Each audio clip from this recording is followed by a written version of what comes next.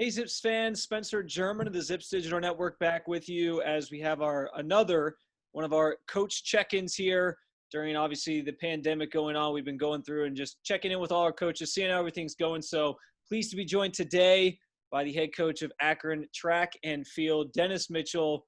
Coach, obviously weird times for everybody for sure with all this the pandemic and all the COVID-19 stuff going on. But how have you been holding up and what have you been doing to keep busy?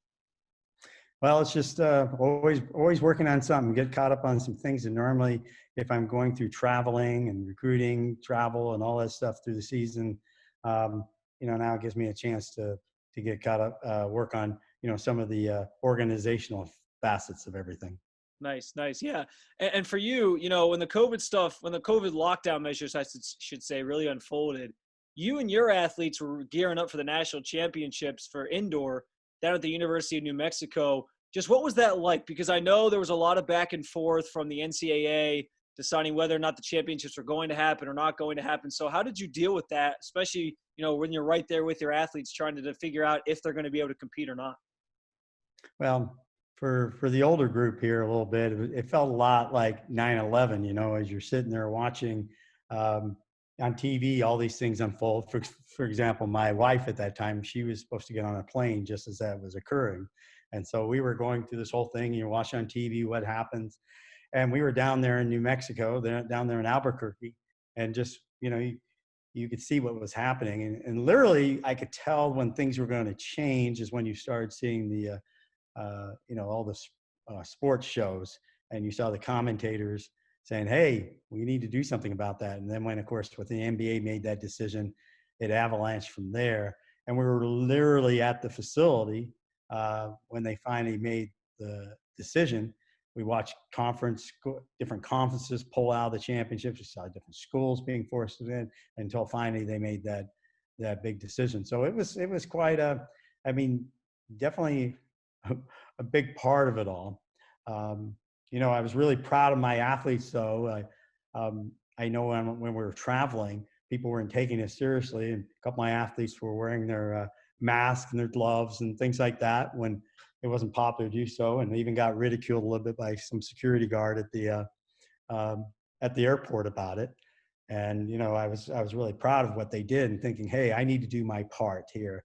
And they wanted to compete really bad, and they wanted to make sure that if everybody did their part, then maybe they could have had a shot. But it was pretty surreal, that's for sure. It was and as I told them, this is for those kids that age, this is their 9/11, or for people much older, their World War II or something like that experience. Yeah, certainly something that they may never see again in their lifetimes. And I know it was obviously an adjustment, but props to your athletes for being proactive and trying to keep themselves healthy and do their part so they could maybe have the chance to compete. But again, I understand it being obviously a weird situation for sure. Coach, I know Mhm. also prior to all this, you had a handful of athletes who were gearing up and training for the Olympics, which obviously, as we know, got pushed to next year with the pandemic going on. Obviously, the hope is everything goes off without a hitch next year. But just for you, how much pride do you take in seeing some of your athletes go on and represent UA and our country at the highest level like that? Well, again, that's the pinnacle of our sport. It's amazing how we had a world champion the one year, and then the next year we had a Olympic medalist, was bronze, and definitely there was a lot more attention put on the person who got the Olympic bronze. That's how big the Olympics is and how exciting it is, and to be a part of that. Um, but it's again, everybody trying to prepare and get ready. I've got several post collegiate athletes that I work with, along with my present athletes, so we're shooting for that. Um, it was a tough thing. In fact, one of our former athletes of last year, he's right now, because he was one of the last outdoor competitions of the year. He went down to Mexico City for a meet there in March. He has the number one vault mark in the world right now. He still holds that. But then things get shut down. And we had, again, we have people training with us from people like Katerina Stefanidi, who's an Olympic gold medalist in the event. She had to go back to Greece. We didn't see her. We just saw her last week, where I had a couple of those people. I couldn't train with my college athletes, but I could train with my current athletes. But right now, this is when we're going right into Olympic trials. Last week would have been the pretty much getting my weeks mixed up back and forth, but most likely may have been, we were just finishing the NCAA. I keep marking weeks on this week was this was a qualifying week. This is conference. This is nationals. All right, this week is Olympic trials, and it's kind of interesting to look that way. But now we're trying to figure out ways for those kids to be prepared. What's the next step? They've talked about at one point having the USA national championships, not the Olympic trials, having that in September or so, or October. That doesn't look very likely. And there's all these crazy things going on right now with our sport, where they're doing all these cyber competitions where people have a facility in their backyard and they're competing against someone in France in their backyard and against someone in Greece in their back. It's quite interesting, but it's, those kids are chomping at the bit to just get a chance. And, we don't know what we're working for yet, but we keep working. It's always cool to see sort of the interesting ways that they're trying to do these competitions. I mean, in your sport, but also in every sport, it's been kind of Right. interesting to see how people have adjusted. So just kind of reflecting a little bit on the end of the season. I know you alluded to Matt there with being one of your pole vaulters you're training for the Olympics. I know at the end of the season for him, he won the the National USA title in February. You also had some Right. really great late season performances from guys like Noah Williams and Demetrius Jackson as well, particularly at the MAC championships. Just talk a little bit about how you felt the end of the indoor season kind of came, and how you felt about your team at that time. Well, they did a great job, winning a conference title again in front of the home crowd. It was great seeing a big crowd out there and them really supporting the group. And our athletes were, they were peaking at the right time. You got, between, again, Noah and Demetrius, they were just lighting it up. I mean, they were phenomenal. And then you had Lucy Bryan, who was ready. And, she just needed a little more competition. We were trying to give her a little more competition in a year. We had one meet she did all right against, but she was pretty much undefeated as a collegiate athlete during the season. So we were excited to get to nationals and do those things. And, that's the way it went. But those kids were, we had a good group, and we were of course, very excited for the outdoor season and all that things as well, because again, we felt like we had a good group put that together. But, it's just something unfortunate, but it was kind of right up until that point, it was pretty fun. We were getting it ready, and literally, I had our trips planned out right after nationals. We're off to Texas for a big trip, a big competition. But like I said, I felt like our team was just, and we were just on top of it. It was great, and we had a lot of fun with it. And it's just one of those crazy things through the year. Yeah, no doubt about it. Obviously, you mentioned hosting MAC this year. I know, Dennis, having worked with you and been around you enough the last couple of years, I know how much pride you take in putting those events on and making sure it's the best it can be. Just what did you think of this year's event? Did you enjoy yourself? Were you able to sort of sit back and be like, you know what, we put on a good show this year? Well, it's good when you get comments from different coaches and things. This is the best MAG ever, and we're able to mix a lot of stuff going on with giving a lot of those kids a chance to be on ESPN3, and they did a lot of really good interviews with them, and that makes exciting. Of course, you have a great crowd. We've got a great group of fans that come out and support us, and our kids I can't tell you how big it is for them to compete in front of the home crowd. It's just they just love being at home. That's where they either whether it's indoor or outdoor. But it went great having the coordination with some of the members of the athletic department, especially people like Alan Hoon. He takes a lot of pride in that. We want to make sure it's the best organized. We also want to make it show. We want to make it where those kids feel really special. And I felt like we were able to hit that. I've never put on a meet exactly how I want yet. Being a coach, you got to coach. And sometimes I wish, maybe in my retirement, I can be a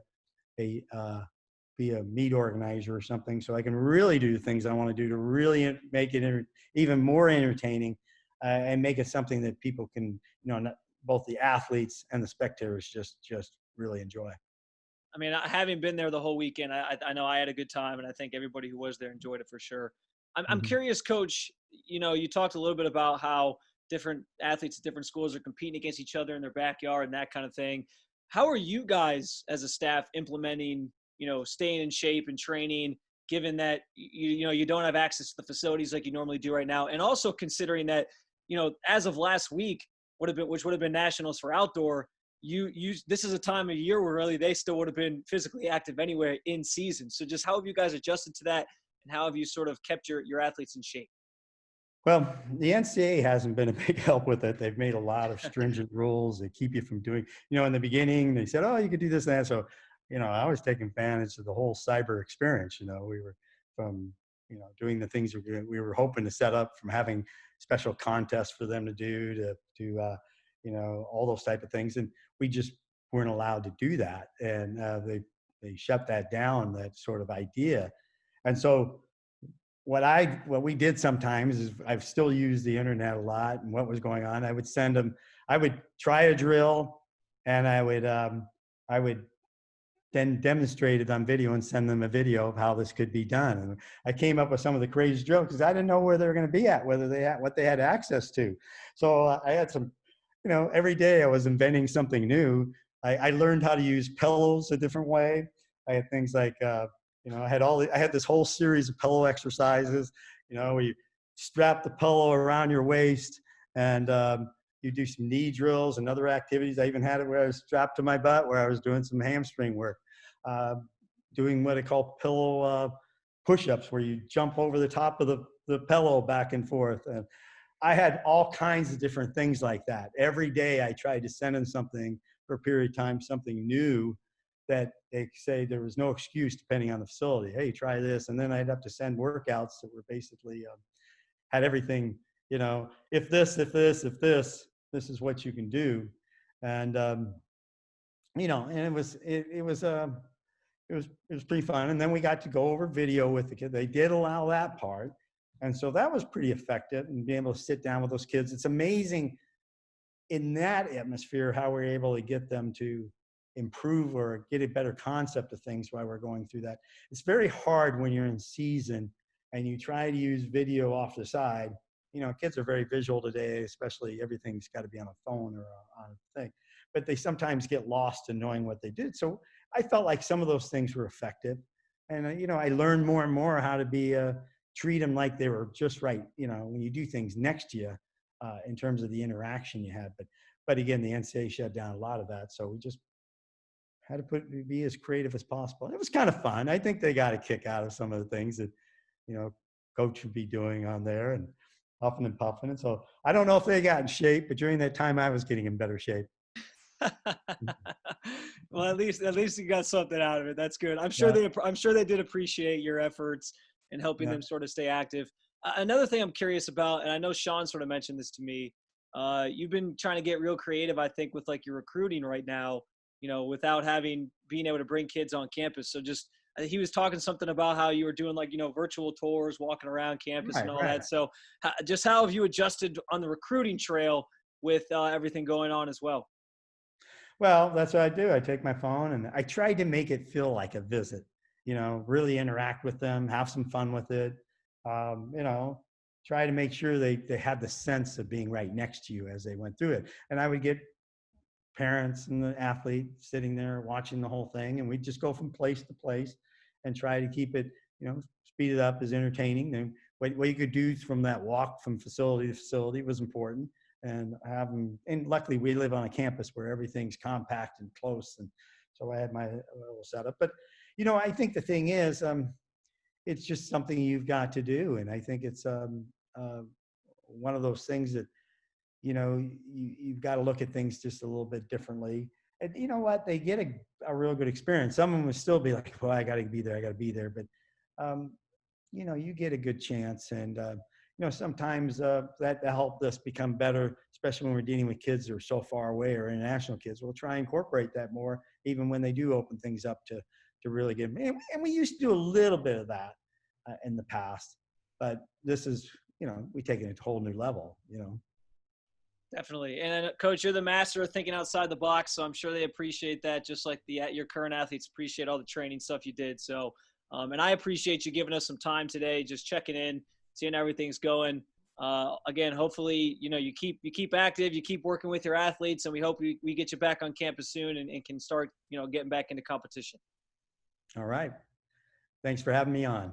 No problem. Thanks again, Coach. And for you guys, Zips Nation, thanks for watching. We'll talk to you guys again soon. Until next time, go Zips.